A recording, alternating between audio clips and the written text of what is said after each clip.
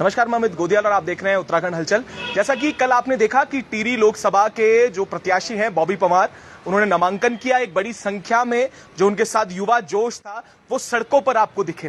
वो जोश के साथ जिस तरीके से आवाहन हुआ है, नामांकन हुआ है, उसके बाद लगता है कि जो टिहरी लोकसभा है वहां पर जो मुकाबला है वो बड़ा रहने भी वाला है और बड़ा एक्साइटेड रहेगा ये देखना कि किस तरीके से जो अलग अलग दल हैं, चाहे कांग्रेस की बात करें, भाजपा की बात करें और निर्दलीय प्रत्याशी बॉबी पंवार, जो युवाओं के बीच बहुत प्रसिद्ध भी हैं और एक लड़ाई जो वो लड़ रहे हैं।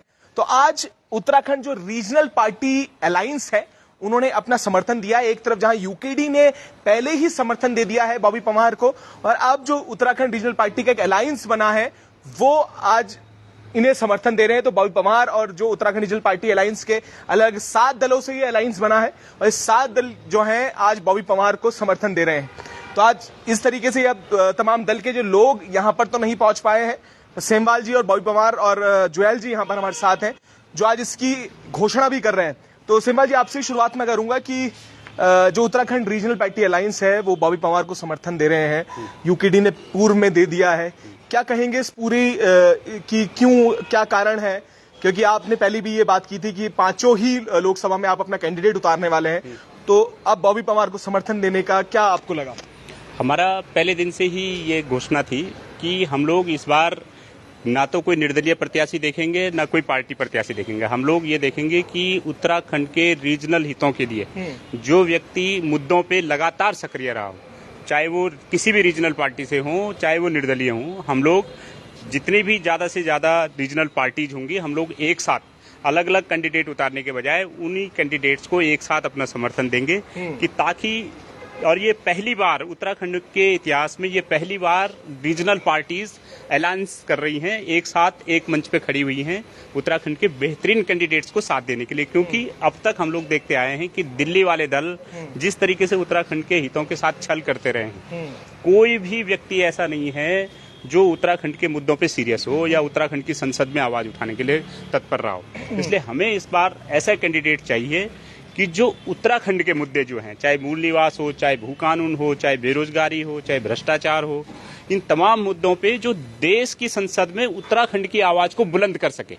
हम लोग यहाँ से जनप्रतिनिधि चुन करके भेजते हैं, हम सोचते हैं कि हमारा जनप्रतिनिधि है, लेकिन वो वहां जाके दिल्ली वाले दलों की कठपुतली बन जाता है, दिल्ली वाले दलों के रिमोट कंट्रोल पे चलता है और उत्तराखंड के कोई भी मुद्दा इन 5 सालों में एक भी इशू जो उत्तराखंड के जिन मुद्दों को लेकर पूरी आयाम पवाम पूरी जनता सड़कों पर रही हो, कभी भी कोई व्यक्ति सक्रिय नहीं रहा, हमारा कोई भी जनप्रतिनिधि। तो इसलिए इस बार हमने सोचा है कि हम जितने भी रीजनल पार्टीज समय समय पे जो अपने अपने कैंडिडेट उतारती हैं अलग अलग सीटों पे और उनके बोर्ड बन जाते हैं, इसलिए हम एक जनता के लिए भी मैसेज देना चाहते हैं कि जब सारी रीजनल पार्टीज किसी मुद्दे पे एक हो सकती हैं, तो जनता को भी इस बार हमारी अपील है सब लोगों से कि जो भी उत्तराखंड के हित में सोचते हो, मतलब आप ये समझ लीजिए कि अभी नहीं तो कभी नहीं। अच्छा, अगर दिल्ली वाले दल जिनको आप कांग्रेस भाजपा बोलते हैं, उनमें से ऐसा कोई कैंडिडेट आता है जो क्षेत्रीय मुद्दों पर आवाज उठाता है, तो उन्हें समर्थन देंगे? बड़ा सवाल यही है कि दिल्ली वालों दलों से दिक्कत है या क्षेत्रीय मुद्दे उठाने वाले व्यक्ति को आप पसंद करते हैं? ये 2 सवाल हैं। क्या दिल्ली वाले दल में अगर सही व्यक्ति हो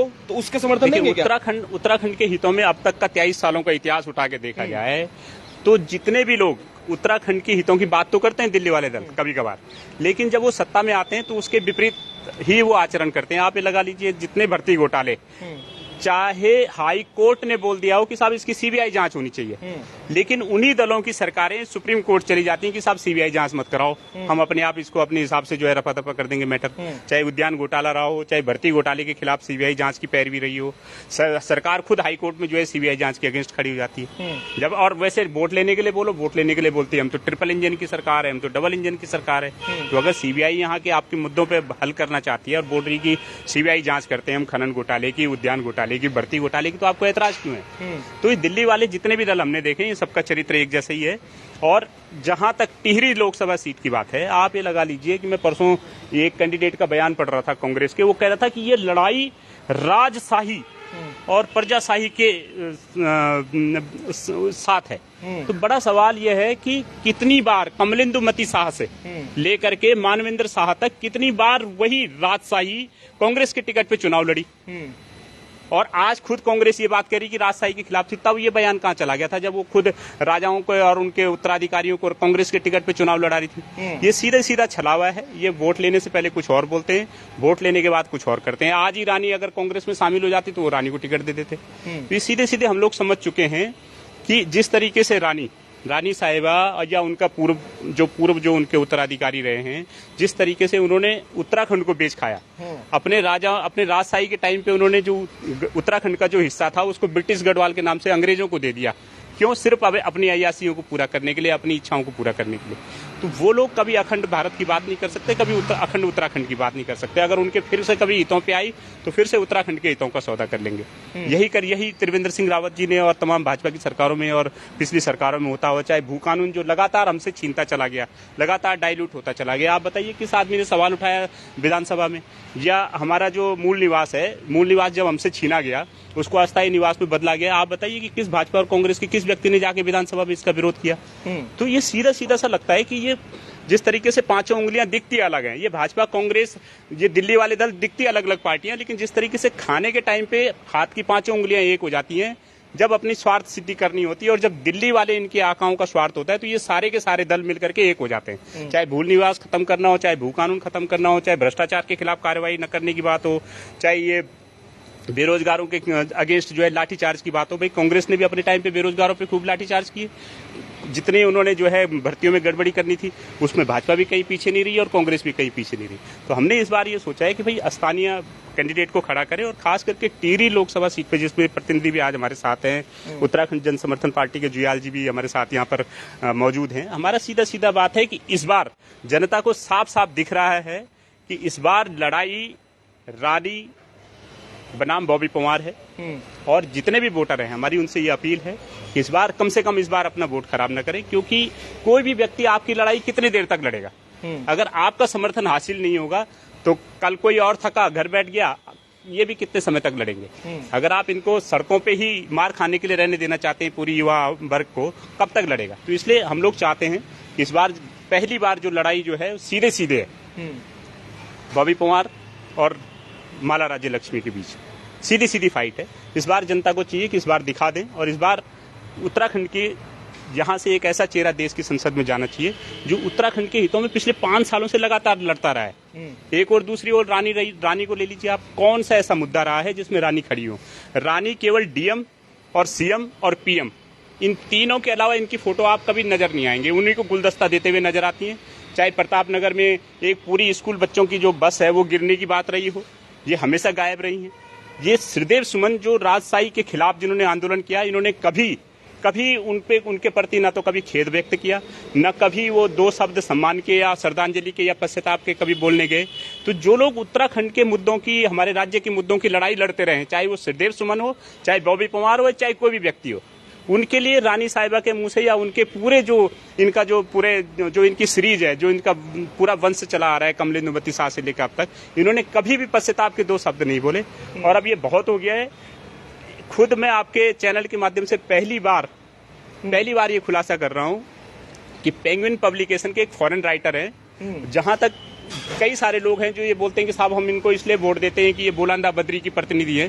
कोई बोलांदा बद्री की प्रतिनिधि है। रानी साहिबा को इस बात साफ करना चाहिए कि उस बुक में साफ साफ लिखा है कि ये जो वंशावली है ये कहीं कोई उत्तराधिकारी नहीं है, और अगर ये उत्तराधिकारी नहीं है तो इन्हें अपने आप को बोलांदा बद्री कहलाना बंद करना चाहिए, और जनता को भी ये साफ साफ समझना चाहिए।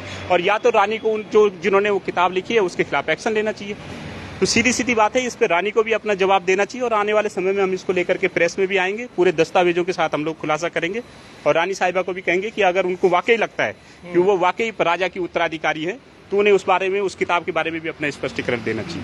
बिल्कुल। तो बॉबी पवार हैं और आप शायद कुछ शॉल उड़ा के आज स्वागत, अपने शॉल, तो आप देख सकते हैं कि एक शॉल भेंट करके जन समर्थन भी अपने जोर दे रहे हैं। आप जुयाल जी प्लीज।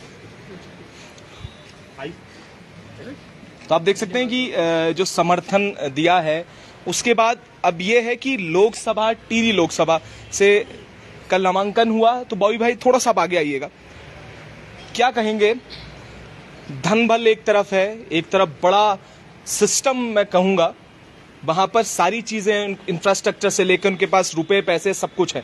एक तरफ बेरोजगार युवा है, क्योंकि मैं कल पढ़ रहा था कि आपके बैंक खाते और उसको मिला के शायद 40,000 रुपए शायद के करीब थे, और आपकी जो प्रॉपर्टी बताई गई वो गाँव में आपने अभी शायद ली है, कुछ एक खेत आपने लिया जिसकी कीमत शायद लाख रुपए अभी है। एक तरफ वो लोग हैं जिनके करोड़ों रुपए के हिसाब किताब हैं, एक तरफ आप हैं जिनके अकाउंट में 40,000 रुपए और 1 लाख रुपए की जो पुश्तैनी आपकी जो जमीन है वो है। कितना मुश्किल है ये चुनाव, क्योंकि जिस तरीके से भाजपा कांग्रेस बड़े दल हैं, इन पे फाइनेंस की कोई ऐसी कमी नहीं है, पर बेरोजगार जो युवा है, जो बेरोजगार का अध्यक्ष है, बेरोजगार संघ का अध्यक्ष है, किस तरीके से, कितना चुनौतीपूर्ण है ये पूरा चुनाव? देखिए, चुनाव बड़ा है, चुनौतियां होंगी, पर मैं ये कहना चाहता हूं कि जिस प्रकार से हमारे पास जो मेन पावर है, जो हमारे पास यूथ है, जहां पर आज धनबल और बाहुबल के आधार पर बहुत सी पार्टियां चुनाव जीतना चाहती है। अगर बॉबी पंवार अकेले लड़ रहे होते तो बॉबी पंवार को धनबल और बाहुबल की जरूरत पड़ सकती थी, पर जिस प्रकार से जनता और क्षेत्रीय दल सभी मिलकर और सभी जो हमारी जो आंदोलनकारी शक्तियां हैं या जो पूर्व सैनिक है, इस प्रकार के सभी लोग जो बॉबी पंवार को लड़ाना चाह रहे हैं, जो लड़ा रहे हैं, तो उसके आगे सारे बाहुबल और सारे धनबल जो है वो फीके पड़ जाते हैं, क्योंकि ये जनता और राजशाही के बीच का ये चुनाव है। आज अगर देखूं तो बहुत सी चीजें हैं जिसमें कि जो मैं ये कहना चाहता हूं कि बहुत से मुद्दे ऐसे हैं जिसपे कभी भी रानी साहिबा ने कभी बोला नहीं होगा। इस उत्तराखंड में 24 वर्षों में कभी भी जो भी बड़े बड़े मुद्दे रहे हो, चाहे आज बेरोजगारी का मुद्दा हो, चाहे वो भ्रष्टाचार का मुद्दा रहा हो, चाहे या जल जंगल जमीन का मुद्दा रहा हो, या इसके अलावा हमारी बहन बेटियों के अस्मिता के साथ जो खिलवाड़ हुए हैं, जो न्याय की मांग चल रही है, उन मांगों को लेकर मुझे लगता है कि यहाँ प्रदेश सरकार ने तो उस पर कभी कार्रवाई करी नहीं। वो चाहे भर्ती घोटालों की सीबीआई जांच हो, बहन अंकिता भंडारी के जो हत्याकांड है उसकी सीबीआई जांच हो, पर कम से कम हमारे सांसदों का ये दायित्व था, उनका ये कर्तव्य था कि यहाँ से इस मसले को उठाकर भारतीय संसद के अंदर अगर ले जाते तो कहीं ना कहीं उसकी सुनवाई होती। और वही बात की सब यहाँ से लेकर और वहाँ तक सब मिले हुए हैं। इसलिए टिहरी संसदीय क्षेत्र की जनता को ये समझना पड़ेगा कि 3 बार की जो सांसद है, मैं लिख के दे सकता हूँ कि वो 100 दिन भी पूरे 3 कार्यकाल में अपने क्षेत्र में नहीं रही होंगी। तो आप लोगों को क्या चाहिए? ऐसी सांसद चाहिए जो आपके बीच आए ना, ऐसी सांसद चाहिए जो एक बार चुनाव में 15 दिन आपके बीच दिखें, उसके बाद 4 साल 11 महीने और 15 दिन कहीं दिल्ली की एसी कमरों में या राजमहल में दिखें। कम से कम आप लोगों को टिहरी संसदीय क्षेत्र की जो जनता है उन्हें एक सेवक चुनना पड़ेगा। ऐसे व्यक्ति चुनने पड़ेंगे जो आपके मुद्दों पर संघर्ष कर रहे हो, ऐसे व्यक्ति चुनने पड़ेंगे जो आपके बीच आपकी पीड़ा को समझते हो। तो मैं ये समझता हूँ कि जिस प्रकार से हमें प्यार और समर्थन मिल रहा है, जिस प्रकार से अभी तक हमने 11 विधानसभाओं का दौरा किया है, और उन 11 विधानसभाओं के दौरे में भी जो लोग जो प्यार दे रहे हैं, समर्थन दे रहे हैं, तो कहीं ना कहीं लगता है कि पूरी जनता ने बदलाव का मन बनाया है। और अगर निश्चित रूप से अगर बदलाव होता है तो कहीं ना कहीं हमारे द्वारा जो टिहरी के लिए है, जो संघर्ष हम वर्तमान मुद्दों को लेकर कर रहे हैं, और उसके साथ जो 11 विधानसभाओं में जब गए तो वहां से जो चीजें निकल कर आई है, जो जन मुद्दे हैं, उन सभी मुद्दों को लेकर जल्दी ही हमारा एक घोषणा पत्र तैयार होगा और जनता के बीच उस घोषणा पत्र के साथ चुनाव प्रचार में उतरा जाएगा। पर एक सवाल है, सांसद निधि खर्च नहीं कर पाते, संसद भवन में आवाज नहीं उठा पाते, पर अब जब चुनाव आता है तो एक गाड़ी आती है, प्रचार वाहन जो अभी भाजपा ने उतारा है, उसमें 3 चेहरे नजर आते हैं। सबसे मुख्य चेहरा नरेंद्र मोदी जी का होता है। उसमें वो कहते हैं कि इस बार जो वोट है वो मोदी जी को देना है। सवाल यही है कि जो लोग हैं उनके दिमाग में ये डाला जाता है कि ये जो वोट है ये ना तो राज्य लक्ष्मी शाह का है, ना ये अन्य किसी व्यक्ति का है, ये वोट सीधा आप दे रहे हैं मोदी जी को। और उसके बाद जब हम गांव में जाते हैं तो उनका कहना ये होता है, जो दूरस्थ गांव के क्षेत्र है, आप भी वहां पर गए होंगे, आप भी जखोली जा रहे हैं, उसके बाद पुरोला के जो दूरस्थ क्षेत्र है, उत्तरकाशी में आप जा रहे हैं, वहां पे लोगों का कहना है कि हमें फ्री राशन दिया जा रहा है और हमें फ्री चीजें दी जा रही हैं, किसान के खातों पे पैसे आ रहे हैं, तो क्या जरूरत है, सब अच्छा हो रहा है। तो ये जो संदेश भाजपा ने एक एक घरों में पहुंचाया है, ये बॉबी पंवार कैसे इस संदेश को जो भाजपा पहुंचा रही है, और जो ये संसद की आप बात करें कि वहां पर आवाज नहीं उठती, इसे कैसे वो करेंगे? मैं एक कहना चाहता हूं, जो तेल की एक बोतल 60-70 रुपए में मिलती थी, आज अगर वो 150 से 160-170 रुपए में मिल रही है, तो कहीं ना कहीं क्या वो राशन जो सरकार द्वारा 5 किलो दिया जा रहा है उसका आप आंकलन कर लीजिए, उसका हिसाब लगा लीजिए कि वो राशन कितने का बैठ रहा है। और जो इधर से महंगाई इधर बढ़ी है, जो बहुत मात्रा में जो महंगा चीजें हुई है, उसका आप हिसाब किताब लगा लीजिए कि वो कितना बैठ रहा है। कान इधर से पकड़ो या इधर से पकड़ो, बात वहीं पर आनी है। पर मैं आज भी ये कहता हूँ और ये चैलेंज करता हूँ, अगर आप इस प्रकार की बात कर रहे हैं कि नरेंद्र मोदी जी के फेस पर चुनाव लड़ेंगे और मोदी जी को वोट देकर उन्हें विजय बनाएंगे, ठीक है, हम आज भी अपना विड्रॉ वापस कर लेंगे, पर शर्तें हैं। मोदी जी आए, यहाँ उत्तराखंड भर्ती घोटालों की सीबीआई जांच करवा ले। मोदी जी आए, बहन अंकिता भंडारी प्रकरण में जो वीआईपी है उसकी सीबीआई जांच करवा ले। अब नरेंद्र मोदी जी आए और जो केवल और केवल 12% रॉयल्टी टिहरी डैम पर हमें मिल रही है, हमें उसकी 50% हिस्सेदारी चाहिए। मोदी जी वो करके दिखाएं। इस प्रकार से तमाम वो मुद्दे, जिन मुद्दों के लिए हम लगातार रात दिन संघर्ष कर रहे हैं, उन मुद्दों पर मोदी जी अपनी जुबान खोलें और कहें कि हम ये करने को तैयार हैं। तो हम कहेंगे कि ठीक है, मोदी जी के फेस पर आप वोट दे सकते हैं। पर जब मोदी जी ने यहाँ आना ही नहीं है, जब प्रतिनिधित्व यहाँ के सांसद में ही करना है, तो क्या वो सांसद प्रतिनिधित्व कर सकती है जो 3 बार सांसद रहने के बाद वो संसद में एक बार भी अपनी जुबान को नहीं जिन्होंने खोला है, जो 3 बार सांसद रहने के बाद जो 100 दिन भी अपने पूरे 3 कार्यकालों में 100 दिन भी क्षेत्र में नहीं रहे हो। प्रतिनिधित्व यहाँ के सांसद को करना पड़ेगा। तो ये जनता को तय करना पड़ेगा कि यहाँ का सांसद कौन होना चाहिए। यहाँ के सांसद के माध्यम से आपकी बात, मैं ये कह रहा हूँ कि मोदी जी होंगे तो मोदी जी के पास, कोई और होंगे प्रधानमंत्री तो उनके पास, तो कोई पहुंचाने वाला चाहिए। तो हम उसी की बात कर रहे हैं। और जो बड़े मुद्दे हैं, बड़े इश्यूज हैं, उनके लिए भी हम लगातार संघर्ष कर रहे हैं और भविष्य में जिस प्रकार की प्लानिंग है उसके लिए लगातार संघर्ष करेंगे। और कम से कम जो अभी हमने 11 विधानसभाओं का दौरा किया है और उसके अलावा जो और इश्यूज हैं, उन सबको मिलाकर एक घोषणा पत्र तैयार करेंगे और जरूर उस घोषणा पत्र के माध्यम से हम जनता से वोट मांगेंगे और जनता के बीच जाएंगे। पूरे देश की बात हो रही है और जब लोकसभा चुनाव आता है तो पूरे देश को मद्देनजर लेकर ही लोग वोट करते हैं।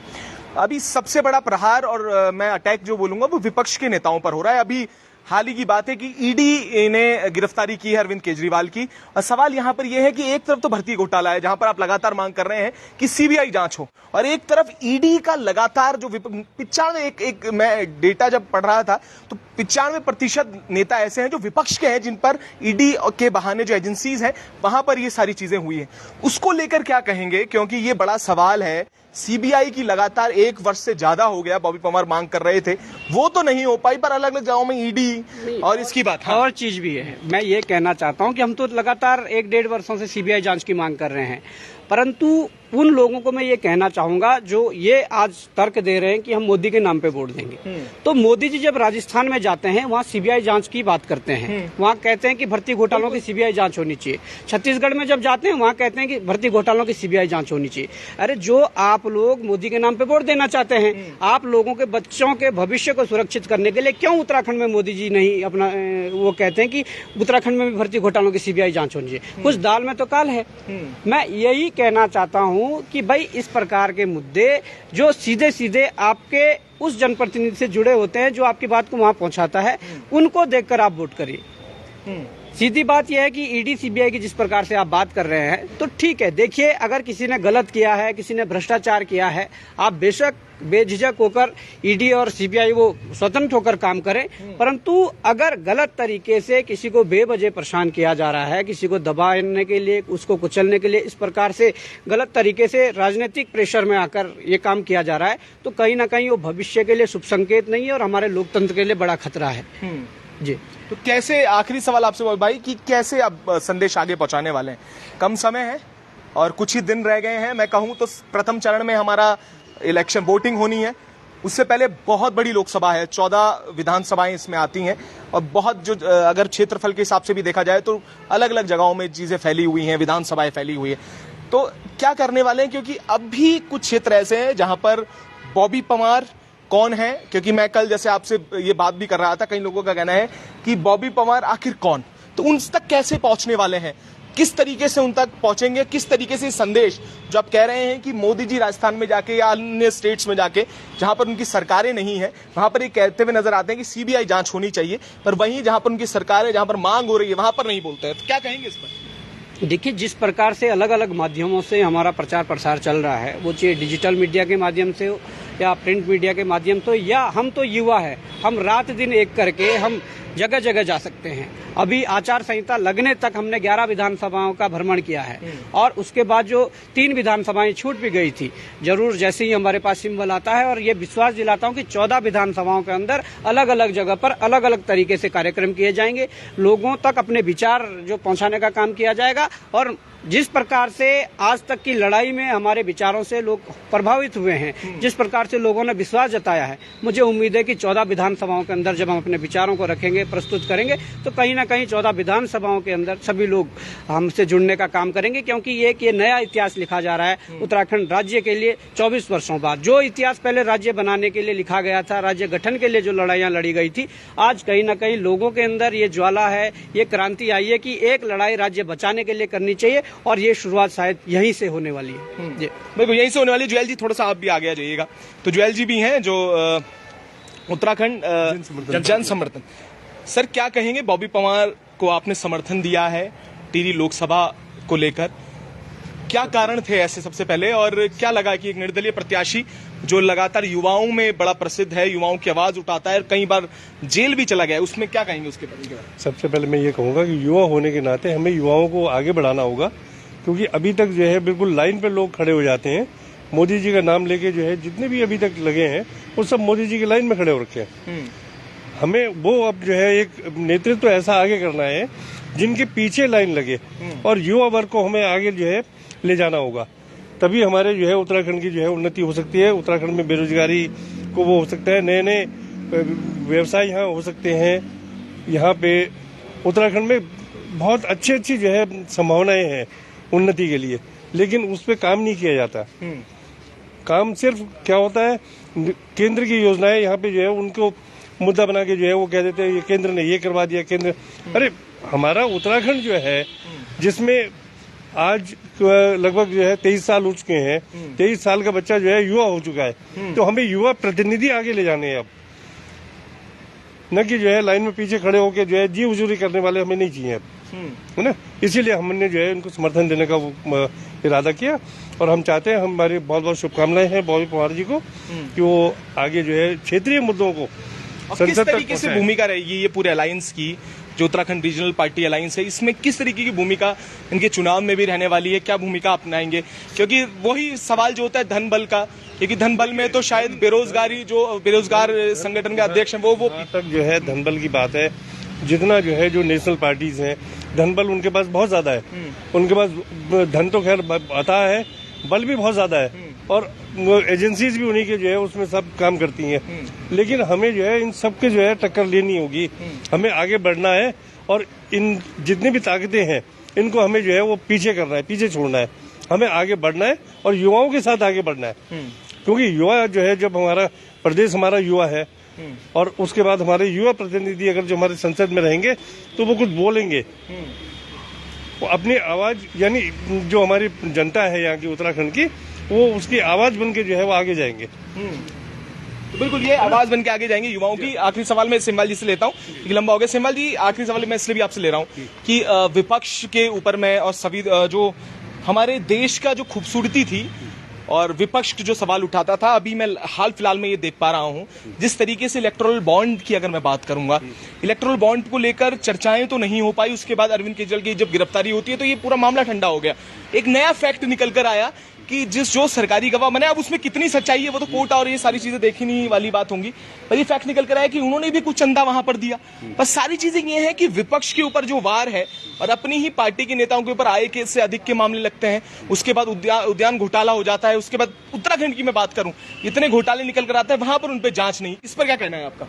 ये सीधी सीधी सी बात है कि भाजपा भया दोहन के सहारे अपनी राजनीति चलाना चाहती है, और इसके अलावा कोई दूसरा एजेंडा नहीं है। आज की डेट में हालत ये हो गई है कि जितने भी भ्रष्टाचारी हैं सारे भाजपा में शामिल हो गए, और जितने भी लोग उत्तराखंड में या देश में जनता की आवाज को बुलंद करने वाले लोग थे और अपेक्षाकृत साफ सभी के लोग हैं, उन लोगों को पकड़ पकड़ के या तो जेल में डाला जा रहा है, या तो उनके पीछे आईटी सेल लगा दिया जा रहा है। आईटी सेल से काम नहीं चल रहा है तो राज्य का एसआईटी सेल लगा दिया जा रहा है। एसआईटी से काम नहीं चल रहा तो सेंटर से ईडी और सीबीआई लगा दी जा रही है। तो किसी भी तरीके से इनके इन प्रकार जितने भी लोग जनता की बात, जनता के मुद्दे उठाने वाले हैं, उनको एक एक करके जेल में डाला जा रहा है। आप बॉबी पंवार जी उसके साक्षात उदाहरण हैं कि कितने इनको जो है पुलिस ने भरसक प्रयास किया। और जितने भी उत्तराखंड में लोग जो जनता के मुद्दे उठा रहे हैं, जनता के लिए लंबी लड़ाइयां लड़ रहे हैं पिछले लंबे समय से, उनको बार बार जो है परेशान किया जा रहा है कि ताकि वो डर के मारे जो है पीछे हट जाएं या फिर भाजपा में शामिल हो जाएं। जितने भी नेता आप ये लगा लीजिए कि या तो जिन पार्टियों में वो थे या तो उनका साथ छोड़ चुके हैं या वो भाजपा ज्वाइन कर लियो। ये पूरे उत्तराखंड में ही नहीं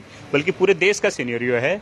और जब भ्रष्टाचारियों पे बात पूछा जाता है भाजपा को, तो उसका लेटेस्ट जो अमित शाह जी का बयान है हेमंत बिश्व शर्मा वाले मामले में, आप साफ कह सकते हैं कि जब से उन्होंने बीजेपी ज्वाइन की तब से अमित शाह जी ने जब उनसे सवाल पूछा कि जो भ्रष्टाचार की कार्रवाई जारी रहेगी या नहीं रहेगी, तो उन्होंने कहा इस पे हमें कोई बात ही नहीं करनी। तो मतलब जो भ्रष्टाचारी भाजपा में शामिल हो गए उस पर भाजपा को कोई बात नहीं करनी। और जो लोग किसी भी तरीके से जनता की बात को उठा रहे हैं, जिनसे लगता है कि चाहे खतरा है, चाहे वो किसी भी पार्टी का है, उसको एक एक करके जेल में डाला जा रहा है। और इसके लिए भाजपा ही नहीं बल्कि कांग्रेस भी इसके लिए बराबर की दोषी है।